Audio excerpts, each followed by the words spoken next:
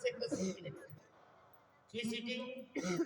চিঠির মধ্যে লিখছে, হে মুহাম্মদ, আমি তোমার মক্কা নগরী দখল করতে চাই, তবে গোপনে দখল করব না, তোমারে জানাইয়া শোনাইয়া সরাসরি আইসা তোমার মক্কা নগরীতে আক্রমণ করব। এভাবে একটা চিঠি লিখা পারস্যের সম্রাট আমার নবীর কাছে পাঠাইছে।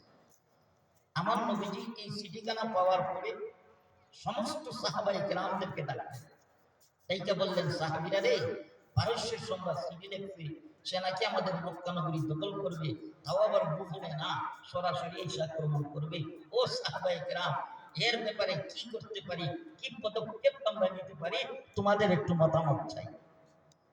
আমার নবীজি যখন সাহাবায়ে কেরামের কাছে মতামত চাইলেন, এমনিতেই সাহাবায়ে কেরাম এক বাক্যে বললেন, ইয়া রাসূলুল্লাহ, ইয়া হাবিবাল্লাহ, ওগো নবীজি, আল্লাহর জমিনে আল্লাহর দ্বীনকে জিন্দা করতে যায়া, আপনার ইজ্জতের হেফাজত করতে যায়া, এই মুহূর্তে যদি আমাদেরকে সমুদ্রে জাপ দিতে হয়, আগুনে জাপ দিতে হয়, আমরা জাপ দিতে প্রস্তুত। ইয়া রাসূলুল্লাহ, আল্লাহর জমিনে আল্লাহর দ্বীনকে জিন্দা করতে যায়া, আপনার ইজ্জতের হেফাজত করতে যায়া, এই মুহূর্তে যদি আমাদের ঘর বাড়ি ছাড়তে হয়, আমরা তাও ছাড়তে রাজি। শুধু তাই নয় গো রাহমাতুল লিল আলামিন, আপনার ইজ্জতের হেফাজতের জন্য, আল্লাহর জমিনে আল্লাহর দ্বীনকে জিন্দা করার জন্য আমাদের জীবনকে যদি কুরবান করতে হয়, আমরা আমাদের জীবন কুরবান করতে রাজি। চিল্লায়ে বলেন আল্লাহু আকবার।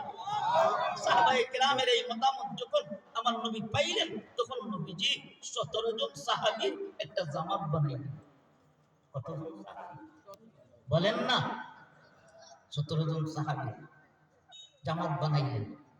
তোমরা 17 জন পারস্যে যাইবা। কোথায়? পারস্যে যাইবা। যাইয়া আমি নবীর পক্ষ থেকে সর্বপ্রথম তোমরা পারস্যের সম্রাটকে কালেমার দাওয়াত দিবা। আর আস্তে করুন সুবহানাল্লাহ। এই যুবক ভাইয়েরা, গভীর মনোযোগ লক্ষ্য করো। আমার নবীর বিরুদ্ধে ষড়যন্ত্র করছে পারস্যের সম্রাট, মক্কা নগরী দখল করবে। আর সেই ষড়যন্ত্রের মোকাবেলা নবীজি কতজন সাহাবী প্রস্তুত করছেন? কোথায় যাবে? পারস্যে। কেন যাবে? কালেমার দাওয়াত দেওয়ার জন্য। কি করার জন্য? আরো জোরে কর না। গভীর মনোযোগ লক্ষ্য রাখেন। 17 জন সাহাবীকে প্রস্তুত করছেন। এর মধ্যে একজনকে সেনা প্রধানের দায়িত্ব দিলেন। ওনার নাম হলো আব্দুল্লাহ ইবনে হুযায়ফা রাদিয়াল্লাহু তাআলা। এই আব্দুল্লাহ ইবনে হুযায়ফা, তোমার নেতৃত্বে এই 17 জন সাহাবী নিয়ে পারস্যে প্রবেশ করবা।